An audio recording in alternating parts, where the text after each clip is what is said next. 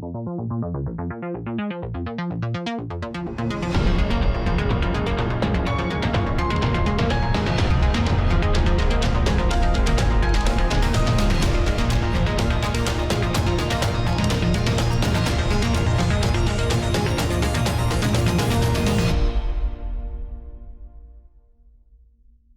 à tous, je suis ravie de vous retrouver pour ce nouveau numéro du Nouvel Média. Bonjour Jean-Yves. Bonjour Floriane.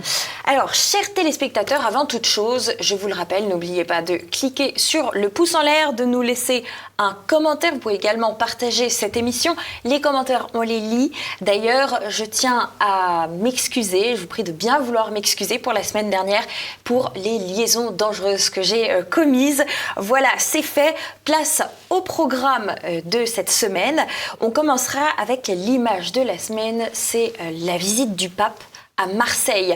On enchaînera avec l'interview de Macron par TF1 et France 2. Et puis, bien sûr, il y aura les pastilles de l'information, sans oublier le portrait piquant qui sera consacré à un homme que l'on connaît tous très bien, un homme qui porte toujours une écharpe rouge. Il s'agit de Christophe Barbier. Immédiat numéro 460. C'est parti.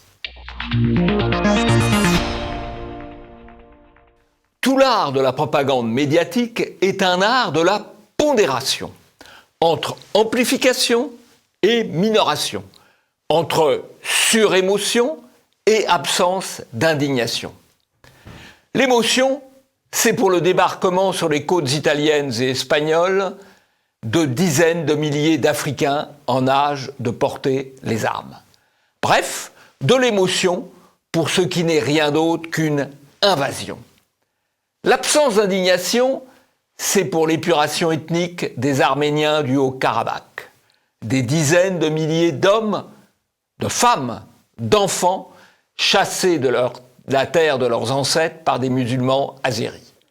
C'est un sujet traité en toute discrétion par les médias.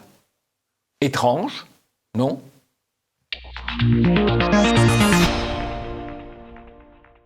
Le pape était à Marseille et bien sûr, l'actualité n'aura pas manqué de le faire réagir. Je vous propose pour commencer de parler de cet article de France 3 Région, visite du pape à Marseille.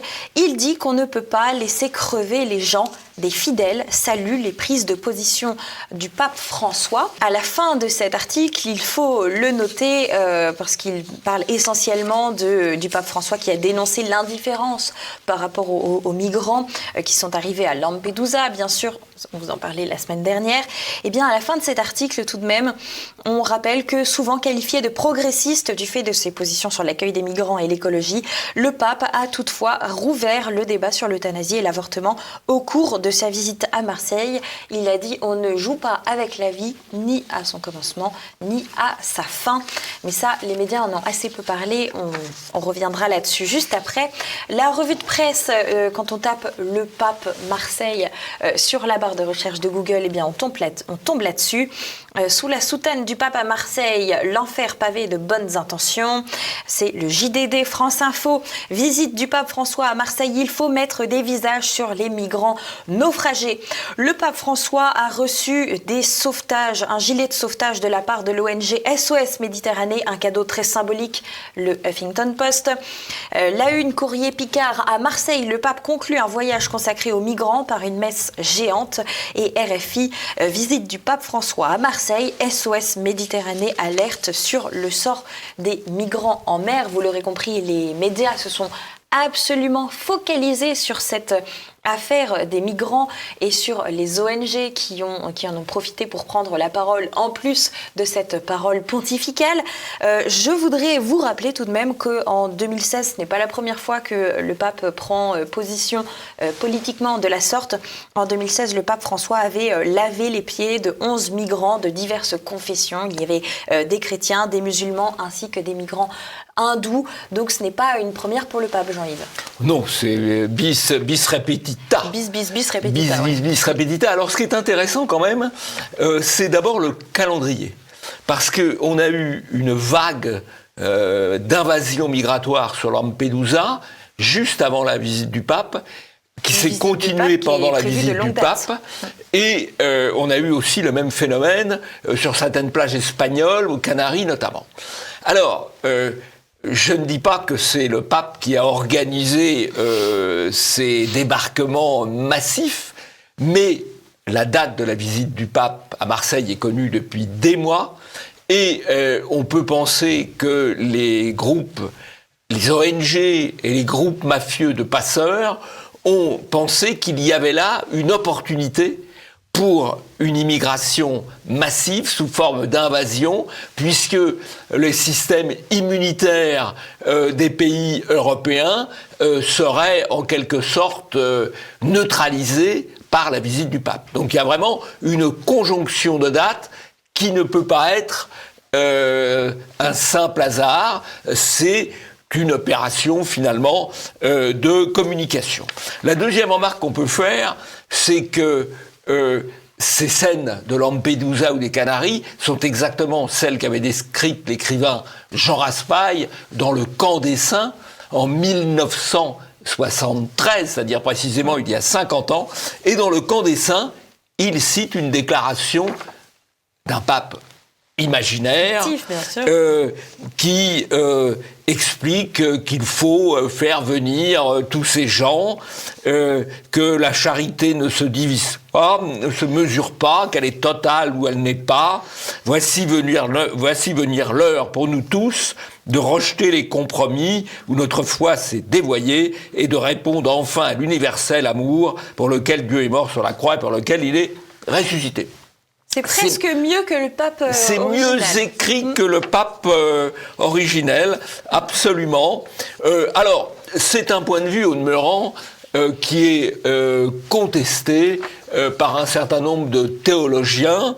Je pense au père Viau, qui s'est exprimé sur CNews. Je pense au cardinal Sarah, qui s'est exprimé sur Europe 1, et qui estime qu'on doit prendre en compte l'enracinement, qu'on doit prendre en compte les nations, la raison des nations. C'est pas le théologien, c'est le philosophe Pierre Manant qui l'a rappelé dans Le Figaro, je crois, tout comme d'ailleurs Laurent Dandrieux, qui est un écrivain, un journaliste de Valeurs Actuelles, qui a publié un livre sur l'Église et l'immigration, où il nuance les propos du point de vue de la doctrine de l'Église, et pas simplement du point de vue de l'opération médiatique. Il y a derrière le jeu du pape un jeu médiatique. Il tient les propos que les médias ont envie d'entendre de lui et qu'il répercute. On voit d'ailleurs très bien qu'est-ce qui intéresse les médias dans les propos du pape, c'est tout ce qu'il peut dire sur l'immigration. Pour le reste, on le passe un petit peu à l'écart, et le pape est un personnage bien vu. Il y a, je crois, d'après les sondages, 75% des gens ont une bonne image du pape, tout simplement parce que les médias disent « il est bien ce pape ». Et ils disent qu'il est bien ce pape parce que c'est un pape pro-migrant, c'est-à-dire pro-invasion. Alors effectivement, vous parliez des mots forts qui sont ressortis dans d'autres coins de l'Église, avec un grand E. Bien sûr, ces propos du pape, eh bien, de façon plus surprenante, eh bien, ils ont plu à la gauche. On a par exemple Antoine Lauman qui a dit « C'est savoureux, ceux qui parlent sans arrêt des racines chrétiennes de l'Europe n'aiment soudain plus le pape, dont le seul tort est précisément de rappeler ce que disent les évangiles, à deux doigts de découvrir que Jésus parlait du partage de la richesse. » On a au moins Antoine Lauman qui a été élevé en lisant les évangiles, c'est intéressant. Et puis il y a également Cédric Héroux qui s'est fendu d'un tweet sur les propos du pape. Les cathos d'extrême droite en PLS, peut-être même que Dieu est de gauche, va savoir. Hashtag pape à Marseille. Donc ça, c'est assez original parce qu'on voit que la gauche, elle ne retient qu'un seul discours, on l'a aussi. Elle est comme les médias. Voilà, mais alors, il faut bien voir quand même que le pape, qui n'est pas né de la dernière pluie, qui n'est pas un innocent, qui est un jésuite rusé, sait très bien ce que les médias vont reprendre dans ce qu'il dit. Si vous voulez, il y a une interconnexion entre le discours et ce que les médias vont reprendre. Le pape, il sait très bien ce qu'il fait. C'est pas les médias qui le piègent. Il joue le soutien des médias. Et les médias soutiennent le pape parce que il leur permet de faire avancer leurs objectifs idéologiques. Bien sûr, il n'y a pas tellement eu d'articles, justement, je le disais tout à l'heure, sur l'avortement ainsi que l'euthanasie, parce que tout simplement, c'était à la fin de sa messe, donc on le mentionne comme étant à la fin de sa messe, un petit passage comme si c'était insignifiant, et puis également c'était dans l'avion de retour de Marseille que le pape a rappelé à nouveau qu'on ne jouait pas avec la vie, et donc ça c'était dans l'avion de retour, il a pris position pour le droit de mourir dans la dignité, et donc sans la petite picouse finale que les politiques voudraient mettre en place désormais. On a également le... Oui, Jean-Yves. Oui, ça c'est le côté un peu filou. Il traite le sujet après le 20h, et plus particulièrement dans l'avion quand il est avec quelques journalistes catholiques, type famille chrétienne ou pèlerin, que sais-je encore, la Croix. Alors là, il le tient... c'est de la stratégie médiatique. À noter que dans cet avion de retour, Jean-Yves, le pape François a également évoqué les contrées où il ne reste, je cite, qu'une vingtaine d'anciens. Certains petits villages sont vides. Il faut qu'ils fassent des efforts pour accueillir des migrants, naturellement. C'est un article du JDD. Ce qui est intéressant, c'est que donc, ces propos ont été tenus, il était sur place à Marseille le 22 et le 23 septembre, ce pape François. Et le gouvernement a sorti un petit guide, un petit mode d'emploi fort à propos, le 19 septembre dernier, accueillir et intégrer les personnes réfugiées en milieu rural. Et ça, je pense que ça ne manquera pas de vous faire réagir. Alors, vous avez vu, la novlangue ne cesse pas de progresser. C'est plus les clandestins, c'est plus les irréguliers, c'est les personnes réfugiées. Parce que réfugiés, c'est trop brutal. C'est les personnes réfugiées. Bon. Alors, en fait, c'est un kit de propagande. Comment manipuler l'opinion ? Alors, c'est à destination des préfets, des maires. Comment manipuler l'opinion pour leur faire accepter ce qu'ils ne veulent pas. Et alors là, c'est bien coordonné, là aussi, avec le timing avec le pape. Hein, bravo. Avec Lampedusa, le pape et le gouvernement. Tout ça est parfait, quoi. Voilà.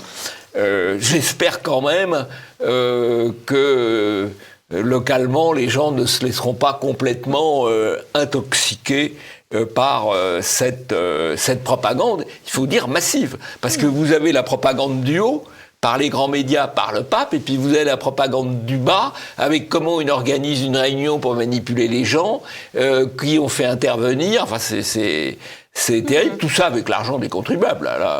Voilà, kit de propagande. Kit de propagande. Alors, très intéressant également, il faut rappeler que le pape François, en juillet dernier, il recevait Bill Clinton, un ancien président américain, accompagné d'Alex Soros, le fils Soros. Le fils Soros, alors, c'est assez logique d'ailleurs, parce que avec François, le Vatican est une sorte d'ONG immigrationniste, donc c'est assez logique qu'il ait des rapports avec la famille Soros, qui est aussi à la tête d'une série d'ONG immigrationnistes et qui participe au financement des SOS Méditerranée et autres officines immigrationnistes. Enchaînement parfait, juillet, et là nous sommes en septembre, remarquez, 2 mois après. Voilà, quand quand le pape dit il y a les villages où il y a quelques dizaines d'anciens qui pourraient accueillir des migrants, on peut penser que parmi les villages en question, il y a le Vatican, où il y a quand même beaucoup d'anciens aussi.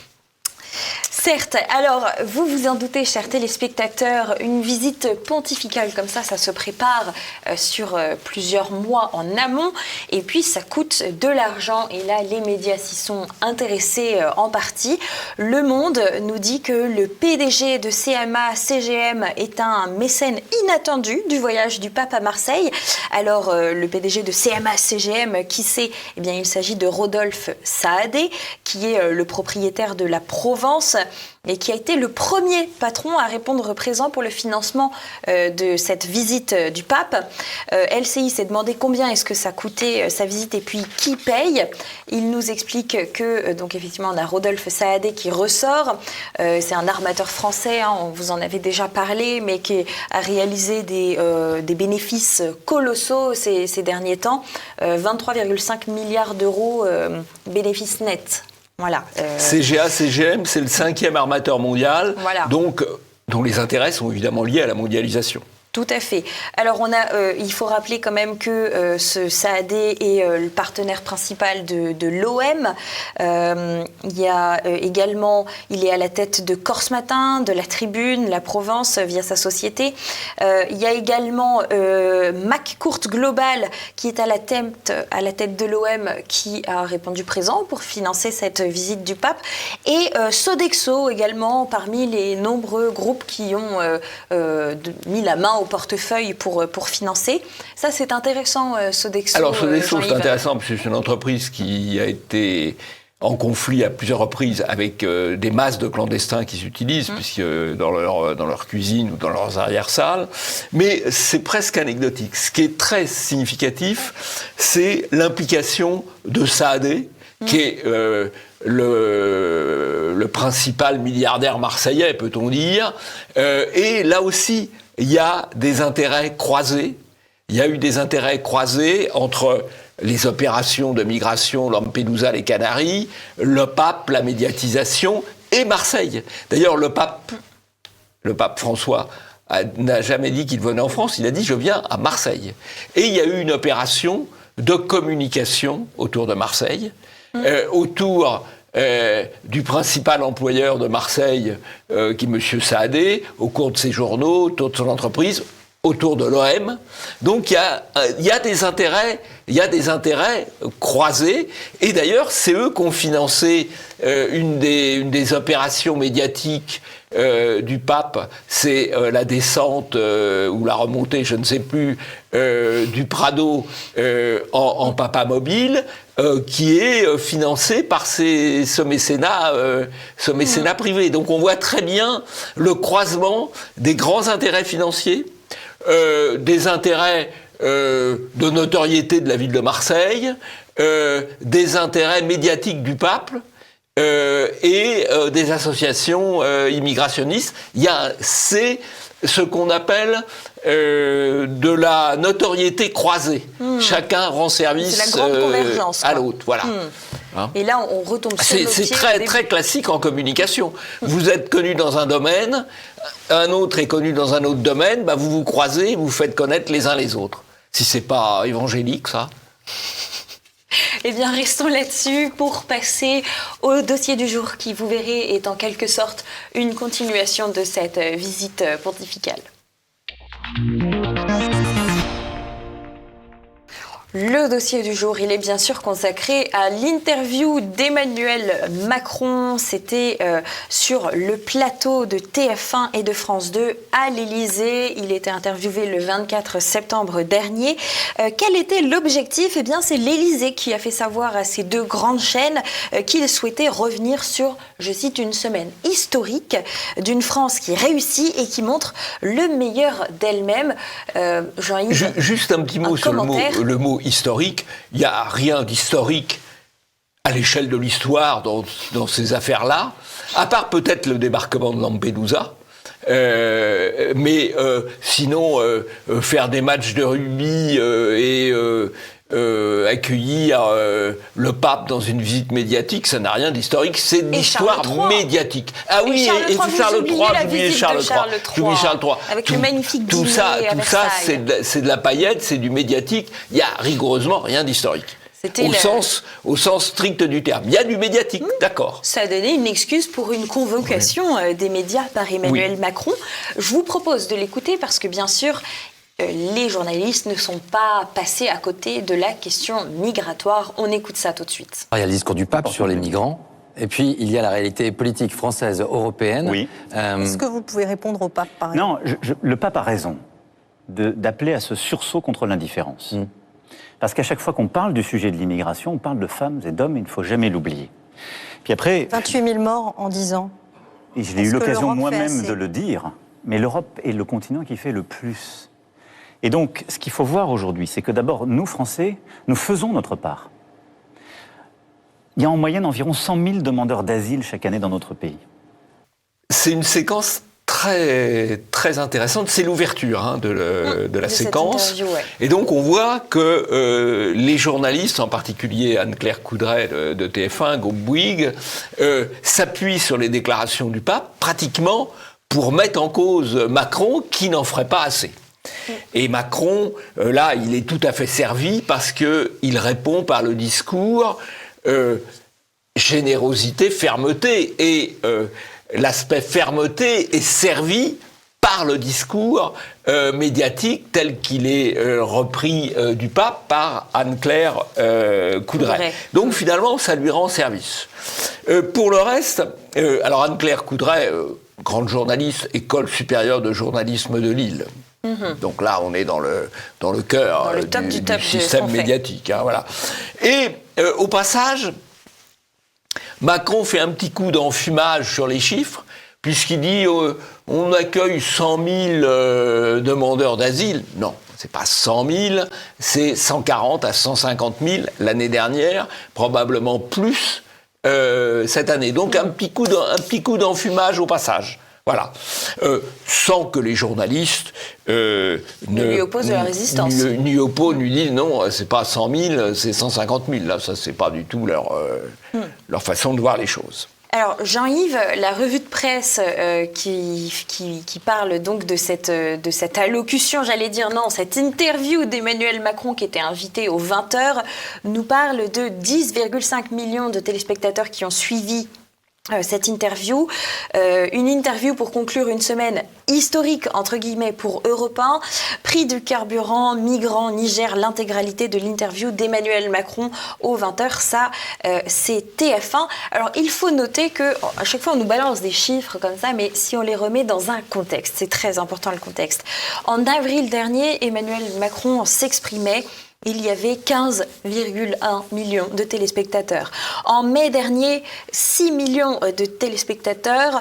En juillet, c'était le bilan des 100 jours qui avait été fait plus tardivement finalement, parce que c'était 100 jours qui s'étaient étalés un peu, c'était pas tellement le retour au calme, vous vous souvenez, c'était pendant la période des émeutes. Il y avait 6,84 millions. Et moi, j'aime toujours rappeler ces chiffres du Covid. En octobre 2020, par exemple, c'était l'annonce du couvre-feu. Il y avait 21 millions de Français qui avaient suivi les explications présidentielles à la télévision.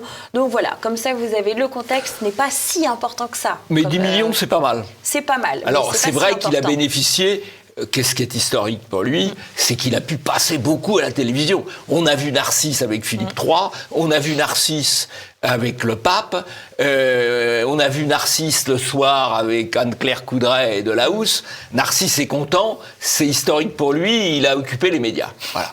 Ça, c'est certain. Alors, Jean-Yves, il y a peut-être quelqu'un qui aura résumé le mieux l'interview d'Emmanuel Macron. C'était sur CNews. Eh bien, on a Franz-Olivier Guibert qui a dit que c'était un moulin à paroles fabriqué par ChatGPT. Qu'est-ce que vous pensez de cette assertion ? C'est une très belle formule. C'est un excellent littérateur, Gisbert. C'est à la fois une belle formule et pas tout à fait juste.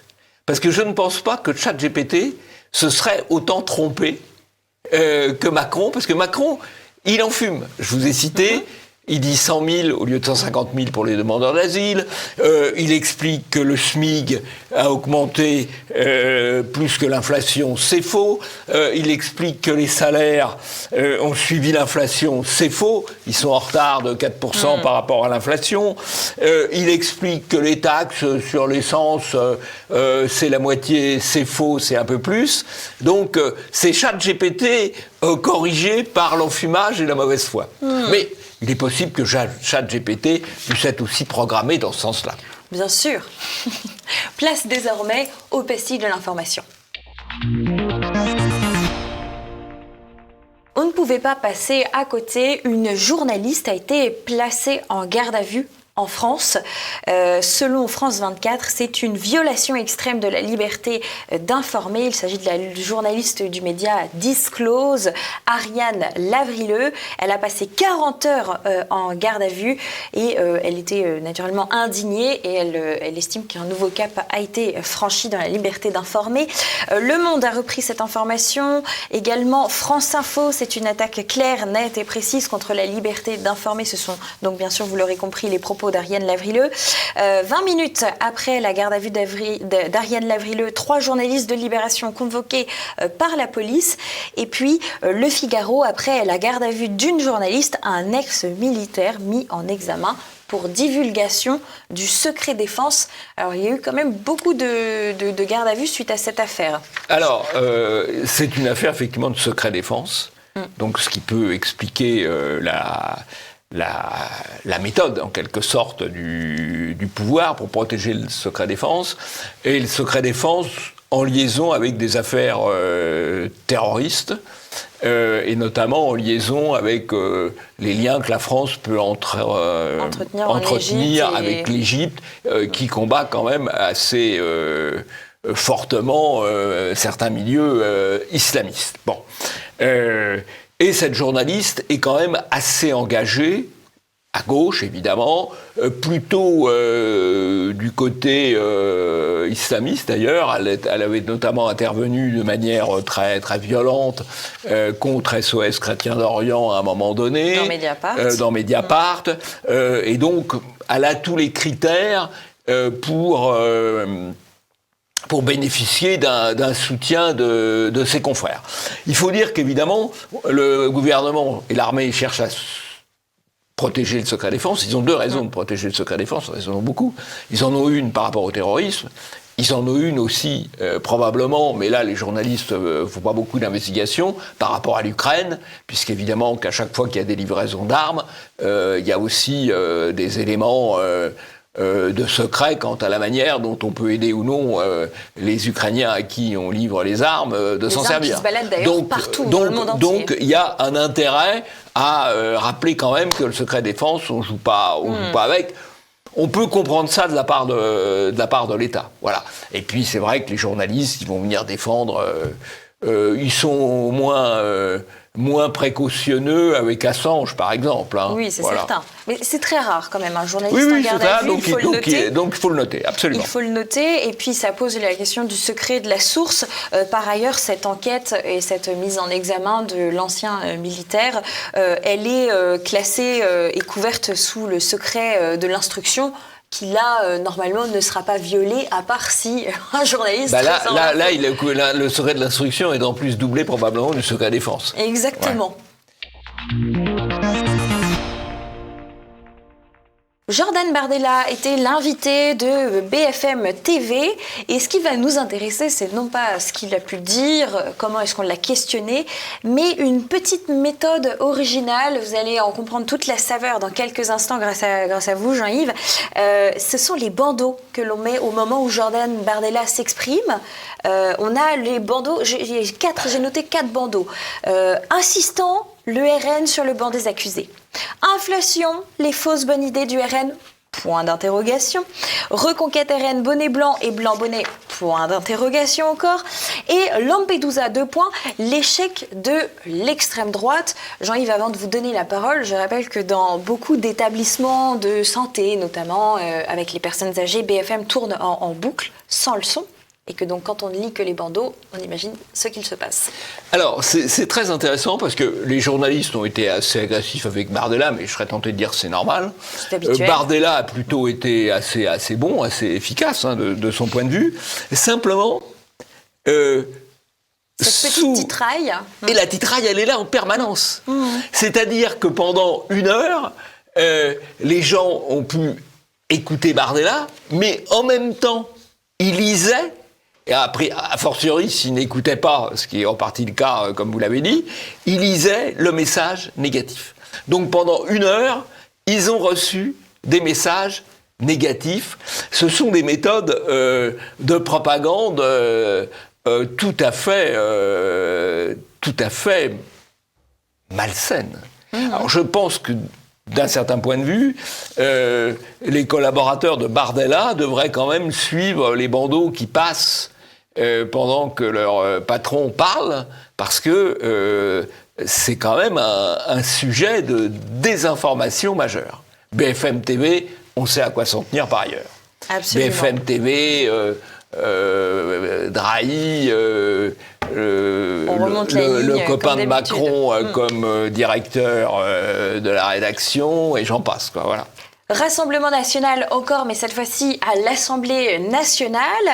Il y a un député qui s'est emparé d'un débat sur le plein emploi, avec notamment une idée gouvernementale qui voudrait qu'il y ait 15 heures d'activité dans toute la population française qui est sans activité. Un député du RN a dit, selon Olivier Véran, je cite les propos et puis vous verrez quelle est la réalité qui est un brin tronqué, en l'occurrence. Nous partons du principe qu'une mère au foyer, elle est peut-être mieux à la maison à s'occuper de ses enfants, dit ce député RN, sous le vernis le rance à ceux qui pensent que l'extrême droite a changé. Mère et père doivent avoir accès à l'emploi, c'est ce que nous voulons. Toutefois, ce qu'il a légèrement oublié de rajouter, c'est que ce propos se conclut par « si elle le souhaite » plutôt que d'aller faire 15 heures d'activité pour pouvoir toucher le RSA. Là, il n'y a pas de fact-checking, c'est quand même pas inintéressant. BFM a cité le propos comme ça, il n'y a pas que Olivier Véran. Une mère au foyer est mieux à la maison. Les propos polémiques d'un député RN à l'Assemblée nationale. Ça, c'est la désinformation classique, la phrase tronquée. Et après, on envoie les roulements de tambour de la diabolisation. Bon, alors, il n'a pas eu de chance, ce député, parce qu'il faisait un petit couplet démagogique, en fait, en disant il ne faut pas obliger les gens qui sont au RSA à travailler. Donc, il était un peu sur un registre... Non, il parlait des catégories de personnes qui n'étaient pas... Donc, les femmes au foyer, mais il a également évoqué les personnes handicapées, etc. C'est quelque chose qui n'est... Enfin, je veux dire, il y a quelque chose d'intéressant. Mère et père doivent avoir accès à l'emploi. C'est-à-dire que ce n'est pas grave si vous avez des enfants, on va vous pousser au boulot. Oui. C'est quand même pas inintéressant, cette séquence. Oui, non, tout à fait. En tout cas, il y a la déformation par troncage, qui est c'est classique. Un des grands classiques de la désinformation, bien sûr. Le retour du Covid, ou plutôt le retour sorti de sa boîte d'Agnès Buzyn. Agnès Buzyn, elle a eu un entretien dans Le Point. On a manipulé mon image. Agnès Buzyn dit sa vérité sur la crise du Covid. Pourquoi est-ce qu'Agnès Buzyn ressort du placard ? Eh bien, tout simplement parce qu'elle va sortir un livre qui s'appellera Journal, janvier-juin 2020, un journal qui retrace les événements selon son point de vue, on l'aura compris, et avec pour sous-titre « Agnès, tu as fait peur au président ». Toutefois, dans cet entretien du Point, elle nous signale qu'elle a prévenu le dit président et qu'il a répondu et que ça l'a beaucoup touchée. « Agnès, s'il y a une personne au monde qui doit publier un livre, c'est vous ». Elle rappelle qu'elle a quitté le ministère de la Santé avant que l'épidémie n'explose. Et selon elle, elle a suffisamment alerté sur le tsunami qui arrivait à cette époque. Tout le monde pensait que j'en ai fait des tonnes. Je ne suis pas prise au sérieux, dit-elle. Alors peut-être qu'elle a prévenu les personnalités des hautes sphères. Toutefois, le discours qu'elle vendait aux Français était un tout petit peu différent et minimisait largement ces grandes inquiétudes qu'elle nous ressort désormais. Complément d'enquête n'a décidément pas fini de faire parler de lui. Il y a Jacques Cardoz, l'ancien présentateur de Complément d'enquête, qui a donné un entretien à Buzz TV, c'est le petit plateau du Figaro TV, et qui a tenu un discours très intéressant. Notamment, on m'a traité de facho parce que je voulais enquêter sur l'islamo-gauchisme, mais je vous propose d'écouter d'autres phrases choc qu'il a pu tenir face aux journalistes de Figaro. Le service public, il y a une redevance. Je ne vois pas pourquoi il n'y aurait pas une enquête transparente sur le service public. au-delà de complément d'enquête. Sur 50 émissions, il y en a une qui s'attaque à une personnalité de gauche. À l'époque, je voulais faire une enquête sur Jean-Luc Mélenchon. On me l'a refusé. Vous savez, France Télé, c'est pas tout beau tout rose, quoi. Le rédacteur en chef de l'émission m'a un peu dépossédé de complément d'enquête. On m'a traité de facho parce que je voulais faire une enquête sur l'islamo-gauchisme. Il s'agissait d'aller montrer comment, sur certaines listes en banlieue, la France insoumise pouvait draguer un certain nombre de personnalités issues du monde arabo-musulman. Voilà, en fait, si. Il y a une guerre médiatique. Il y a une guerre médiatique qui a été déclenchée par les médias officiels contre les médias de Bolloré, CNews, le Journal du Dimanche et le C8. Et dans une guerre, il y a une contre-offensive. Et là, il y a maintenant la contre-offensive des médias Bolloré ou d'une partie des médias Bolloré contre, entre guillemets, le service public, c'est-à-dire la propagande de gauche et d'extrême gauche financée par le contribuable. C'est une guerre médiatique, c'est très bien. Au moins, ça rétablit un certain équilibre. En janvier et février, on va sans doute s'amuser parce qu'en effet, donc vous l'aurez compris, chers téléspectateurs, Jacques Cardoz, l'ancien présentateur de Complément d'enquête qui a rejoint Cyril Hanouna, va sortir une enquête de complément. Toutefois, Tristan Walek, qui est le nouveau présentateur de Complément d'enquête, vous m'avez suivi, j'espère, eh bien lui, il a répondu aux accusations de Jacques Cardoz dans Quotidien. Chacun va dans le média qui lui correspond et il a dit que tout était faux dans les accusations de Jacques Cardoz et il a défendu son complément d'enquête sur le Puy du Fou qui décidément n'en finit plus de faire parler. Aymeric Caron aura fait parler de lui, non pas en politique, mais dans sa vie privée, à l'école plus précisément. Figurez-vous qu'il s'est introduit de force dans l'école de sa fille pour y déposer la dite enfant en retard, que la police a été dépêchée, nous apprend Europe 1. Le Parisien complète que du côté de la mairie de Versailles, on confirme que ce monsieur est, je cite, connu. Il est décrit comme une personne, je cite à nouveau, ingérable, qui fait peur avec, je cite, des mouvements d'humeur. Pas de doute, on est bien sur le portrait d'Aymeric Caron, là, Jean-Yves. Oui, alors c'est assez drôle quand même, parce que voilà un bobo gauchiste de la plus belle espèce qui est élu France Insoumise dans le 18e arrondissement. Mais attention, on ne scolarise pas les enfants, on ne scolarise pas le petit ou la petite dans le 18e. On le scolarise ou la scolarise, je sais pas, c'est une petite fille. C'est une petite fille, on la scolarise à Versailles, et pas n'importe où à Versailles, dans le quartier Notre-Dame de Versailles, qui est le quartier le plus protégé. Voilà. Mais là, de toute façon, c'est un cas classique. C'est la troisième fois au moins qu'il fait ça. Alors lui, il est un peu agressif avec l'école, c'est là qu'il est maladroit. Mais le cas classique, c'est que on a des idées de gauche, on est pour l'intégration, comme on dit, l'inclusivité. Mais pas pour ses enfants. Mais pas pour ses enfants. Tout à fait. Et puis, ce qu'il faut rappeler également, chers téléspectateurs, c'est que pour quelle raison est-ce qu'on ne peut pas rentrer dans des écoles comme dans des moulins, bien qu'on soit en retard? Bon, normalement, on se contente de sonner à la sonnette et puis quelqu'un vient nous ouvrir et on dépose ensuite la petite fille. Mais pourquoi est-ce qu'on ne peut pas rentrer? Eh bien, parce qu'il y a un risque énorme. Enfin, vous imaginez, si n'importe qui rentrait entre les pédophiles et le risque d'attentat, c'est quand même un droit que M. Caron se donne, qui est clairement un droit de trop. Alors, il a répondu, Aymeric Caron, en plus, Public avait parlé de cette affaire également, et Public cite sa réponse. Il est clair que la direction de l'école a voulu me nuire personnellement. Cette municipalité alimente aujourd'hui très opportunément la campagne de diffamation à mon égard. Les administrations sortent de leur devoir de réserve et de neutralité pour s'inviter dans le débat politique et médiatique. Et l'ancien chroniqueur dont n'est pas couché, nouveau député LFI donc, a déposé plainte, paraît-il. C'est la contre-attaque là. Ouais. Mais il a raison. Il ne faut pas rester sur la défensive, il faut contre-attaquer. Ce que les gens de gauche font très bien, ou d'extrême gauche font très bien, ce que de l'autre côté, on ne sait peut-être pas suffisamment faire. Donc bravo Émeric Caron, c'est la bonne méthode. Alors il a contre-attaqué et 2 jours après, eh bien, il attaque, figurez-vous. Et il attaque qui ? Sonia Mabrouk, qui l'a renvoyé gentiment dans ses cordes. Je vous fais le lien de ces tweets qui s'intercalent les uns entre les autres. Laurent Inès tweet « Sonia Mabrouk née le 17 décembre 1976 à Tunis, où elle grandit, puis elle immigre en France. En 2010, Sonia Mabrouk obtient la nationalité française, puis elle s'oppose à l'immigration en France. Fin de la blague. » Émeric Caron retweet donc cet individu en disant « Tout est dit ». Et Sonia Mabrouk retweet Émeric Caron « Occupez-vous à agir correctement dans l'enceinte scolaire quand vous y déposez votre enfant. Tout est dit ».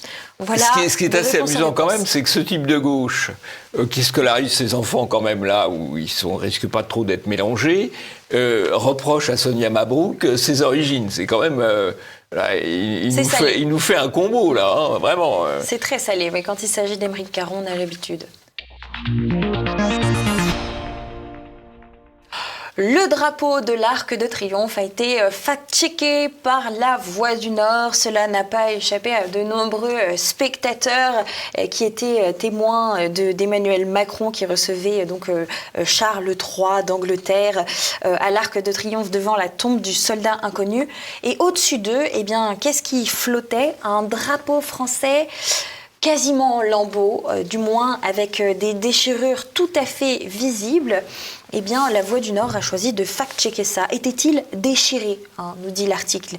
Plusieurs lecteurs nous ont interpellés après avoir regardé à la télévision la visite rendue par Emmanuel Macron et Charles III à la tombe du soldat inconnu. Sans surprise, l'information a aussi été reprise par de nombreux comptes nationalistes choqués de l'ouvrage fait au drapeau français.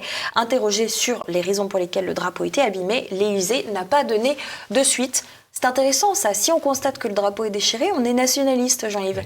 Alors, ce qui est grave dans cette affaire, c'est que ce n'est pas la première fois. C'est-à-dire ce drapeau est déjà sorti, déchiré, et donc il est ressorti... en 2016, pour un 14 juillet. Il est ressorti déchiré de manière délibérée. Pas dire que ce soit une surprise. C'est quand même à mettre en parallèle avec le fait que quand il a reçu Charles III à l'Élysée, Macron lui a montré l'acte de reddition de Napoléon Ier en 1815, ce qui a presque gêné le roi Charles. Ce narcisse est d'une impudence incroyable. D'un côté, on reçoit avec des belles bouteilles de vin, de l'autre avec des drapeaux déchirés, et on fait part des défaites de la France, en plus, devant une présence royale. Devant l'ennemi héréditaire. Voilà. L'Angleterre a quand même été l'ennemi de la France pendant un certain nombre de siècles. Bon, maintenant, c'est un peu... C'est calmé, voilà. Mais c'est intéressant de le noter, et les médias l'ont peu fait. Le Monde a sorti un article à son propre propos. Je vous lis le titre tout de suite, c'est très intéressant. 2 avancées importantes pour l'indépendance du groupe Le Monde. L'indépendance, retenez bien ce mot. Le milliardaire tchèque Daniel Kretinsky a revendu à Xavier Niel ses parts dans le groupe, lesquelles seront apportées au fonds pour l'indépendance de la presse. De son côté, Mathieu Pigasse a annoncé que ses propres parts au capital seraient également transférées à ce fonds. Ce fonds pour l'indépendance de la presse. Jean-Yves, est-ce que vous pouvez nous en dire plus ? Parce que c'est très intéressant. C'est une superbe opération d'enfumage. Ce fonds pour l'indépendance de la presse a 6 administrateurs, dont 4 sont nommés par M. Xavier Niel.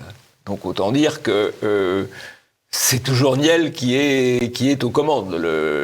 L'affairiste Niel, 9e fortune de France, 10 milliards, une fortune qui s'est d'ailleurs en partie constituée sur le Minitel Rose, pour ne pas dire davantage. Passons. Et donc, 4 des 6 administrateurs sont nommés par lui, autant dire que c'est lui indirectement, dont, dans les gens qu'il a nommés, Madame Roxane Varza, qui est la patronne de Station F, qui est l'incubateur de start-up de Niel, donc qui lui est complètement lié, et son propre fils de 21 ans. Ça rappelle un peu quand Sarkozy avait voulu nommer son fils Jean à la tête de l'établissement public de la Défense. Voilà, ça avait fait un tollé à l'époque. Et ben là, M. Niel, alors Le Monde pourrait la jouer plus discrètement quand même, mais dire 2 avancées importantes pour l'indépendance du groupe Le Monde, ils sont forts quand même. Je veux dire, en matière de jésuitisme, pratiquement, il pourrait rendre des points au pape François.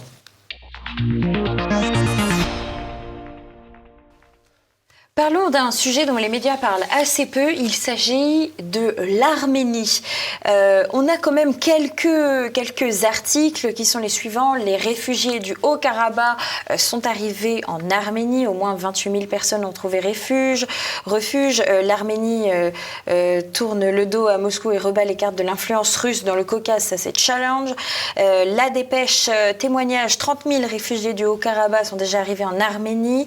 Invité RTL, Arménie, quand même, c'est un génocide, le cri d'alarme de Madenian sur la situation dans le Haut-Karabakh. Et là, évidemment, c'est un comédien d'origine arménienne qui est interviewé sur RTL et donc qui en parle. Sans ça, on ne parle pas tellement de cette guerre. Au Karabakh, 200 personnes blessées dans l'explosion d'un dépôt de carburant. Plus de 40 000 réfugiés. Vous voyez, le nombre de réfugiés grandit, mais les titres de journaux ne s'inquiètent toujours pas plus. Un tiers de la population réfugiée en Arménie, donc 42 500 habitants de l'enclave de Nagorno-Karabakh se sont réfugiés en Arménie, selon les chiffres communiqués mercredi dernier. Voilà. On a Ouest France également, l'Arménie a déjà accueilli 13 350 réfugiés après l'attaque de l'Azerbaïdjan. Il n'y a quasiment que Ouest France qui parle d'une attaque quand même. Et au Karabakh, des milliers de personnes en exode vers l'Arménie. Alors là, on n'a jamais le terme de réfugiés ou de c'est une épuration ethnique. Oui. C'est une épuration ethnique. D'ailleurs, on voit des colonnes avec des milliers de voitures. De familles. De femmes, d'enfants. Ça, c'est une épuration ethnique. Mais le mot n'est pas utilisé. Il y a effectivement le comédien d'origine arménienne qui utilise le mot génocide, mais en dehors de ça, le mot épuration ethnique n'est pas utilisé. Alors que c'est exactement ce qui se passe. En 1999, au moment de l'affaire du Kosovo, on avait passé en boucle, les médias avaient passé en boucle quelques caravanes qui se déplaçaient, et on avait dit il y a une épuration ethnique, ce qui avait justifié 3 mois de bombardement sur la Serbie. Là, on n'emploie même pas le mot épuration ethnique. Voilà. Alors, ce qui est intéressant, c'est pourquoi est-ce qu'on parle très peu de ce sujet ? Parce qu'il y a un effet d'entraînement médiatique qu'on connaît très bien. Moins on parle d'un sujet, moins on n'en parle. Plus on en parle, plus c'est repris par d'autres médias et plus c'est repris 1, 2, 3 articles parfois en 3 jours, voire même en 2 jours dans le même média. Ça arrive. Il faut quand même comparer. Une petite comparaison intéressante que Sud Radio a faite, c'est que par rapport à la guerre en Ukraine, la couverture médiatique est quand même très faible. Je rappelle quand même que le drapeau ukrainien était en première page d'accueil de nombreux sites d'information, de nombreux médias, ainsi que de grands groupes. Il faut noter que, par exemple, pendant un temps, le drapeau ukrainien était présent sur l'application Tous Anti-Covid. Bon, ça paraît anecdotique dit comme ça, mais tout de même. C'était également sur le groupe Uber, par exemple, pour ne pas les citer. Et puis, il y avait des propositions un peu partout dans les supermarchés de faire un don pour aider les Ukrainiens. Il y avait également eu un énorme dossier de l'Express qui avait été affiché en une absolument partout dans toutes les villes en France. L'Ukraine doit vaincre. Un dossier qui, c'est intéressant de le noter, était en partenariat avec France Info. France Info, c'est le service public. LCI avait carrément changé toute sa grille d'infos pour suivre au jour le jour ce conflit et pouvoir faire des interventions là-dessus avec une ligne qui, on le rappelle, LCI, c'est très pro-ukrainien. Là encore, d'habitude, dans les médias, on a quand même un peu cette notion de l'agresseur, l'agressé. Là, c'est plus intéressant. On parle de séparatistes arméniens, voire même pour le Huffington Post, de rebelles séparatistes qui quittent la région disputée depuis des décennies par les 2 pays, c'est-à-dire par l'Azerbaïdjan. Eh bien écoutez, je vous propose aussi, chers téléspectateurs, d'écouter une petite analyse qui a été faite par Sud Radio. Ils avaient invité Michel Onfray et Stéphane Simon dans l'heure libre et le propos est particulièrement intéressant. On écoute ça tout de suite. La question qu'on peut se poser légitimement, c'est est-ce que le service public est autant engagé pour la victoire de l'Arménie ? Alors j'ai retrouvé en 2020, dans un entretien sur le traitement éditorial et médiatique du conflit au Karabakh, le directeur de la rédaction internationale de Radio France, Jean-Marc Flour, expliquait que les mots agresseurs et agressés, donc parler des Azéris et des Arméniens, je le cite, éditorialise un peu, fin de citation, donc il ne faut pas tellement les utiliser. Et il continue ainsi, j'ajouterais que dans une certaine manière, de l'autre côté, l'Azerbaïdjan pourrait se plaindre d'un déficit de couverture éditoriale de la part des médias occidentaux, fin de citation. Incroyable. Donc remplacer l'Azerbaïdjan par Russie, par exemple, pour voir ce que ça donne. Et alors qu'Emmanuelle Daviel, la médiatrice des antennes de Radio France, l'interroge sur le parti pris potentiel des journalistes dans ce conflit, Jean-Marc Flour de répondre, non, je ne pense pas que ce soit le rôle des journalistes que de condamner, fin de citation. Incroyable. Évidemment, quand on met ça en balance avec le conflit ukrainien, ça fait sourire. Et voilà, c'est déjà la fin de ce numéro d'Immédiat. On se retrouve la semaine prochaine. Je vous le rappelle, bien sûr, n'oubliez pas de cliquer sur le pouce en l'air. Laissez-nous des commentaires. Je vous l'ai dit en début d'émission, on les lit à chaque fois. Et puis, vous pouvez également partager cette émission. C'est très bon pour l'algorithme de YouTube, mais tous ces petits gestes sont très bons, donc n'hésitez pas à le faire. Jean-Yves, on se retrouve la semaine prochaine, mais on n'oublie pas le portrait piquant. Portrait piquant avec Barbier, l'homme à l'écharpe rouge, et au conformisme le plus chimiquement pur. Donc, allez regarder le portrait piquant de Christophe Barbier. L'homme à l'écharpe rouge, vous vous rappelez ? C'est celle de Christophe Barbier. La légende dit que l'écharpe aurait été offerte par Carla Bruni-Sarkozy à l'occasion de son mariage, marquant un peu l'union de la gauche bien pensante avec la droite d'argent. La com, l'argent, le pouvoir, le libéralisme en matière économique et en matière de mœurs, le soutien des puissants. Christophe Barbier est un pur spécimen libéral libertaire. Visage de la mondialisation, adoubé par le système et qui ne le critique que pour l'enjoindre à étendre sa domination sous les auspices du droit, gauche libertaire, et du marché, droite libérale. Né en 1967 à Salanches, il est l'époux de Yamini Couillard-Cohen, communicante chez Euro RSCG, puis chez Hermès. Hippocagne, école normale supérieure de la rue d'Ulm, il débute au Point en 1990 et passe brièvement sur Europe 1. Mais il sera avant tout l'homme de l'Express, chef du service politique en 1996, directeur adjoint de la rédaction, puis directeur en 2006, grand habitué des plateaux télévisés sur LCI, Canal+, France 5. Le 14 février 2008, il obtient la première interview de Carla Bruni-Sarkozy. Succès éditorial et plus de 200 000 exemplaires vendus. La suite sera moins glorieuse. Sous sa direction, entre 2006 et 2014, l'Express connaît un déficit de 86 millions d'euros avec un plan social en 2015.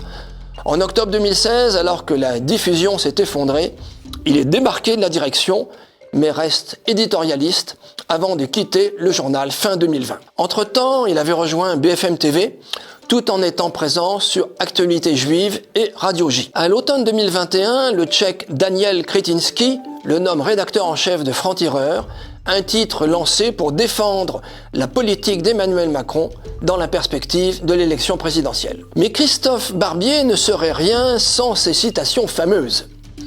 Je cite « L'immigration est une bonne chose pour la France, une très bonne chose pour la vitalité française. » L'Express, 13 novembre 2012.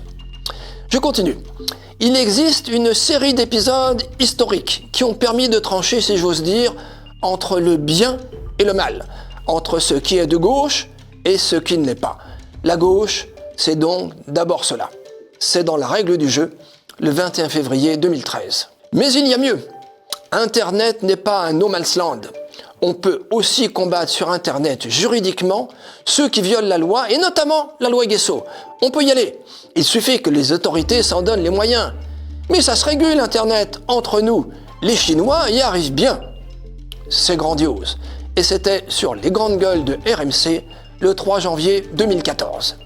Au fond, Christophe Barbier reste cohérent. Être à la fois pour l'immigration de masse, pour la GPA, pour les gimmicks intellectuels de gauche et pour ses propres intérêts dans un marché mondialisé est l'attitude la plus logique qui soit. Si l'on veut se trouver non pas comme le soutient Barbier au-dessus de la mêlée, mais du bon côté, celui du manche.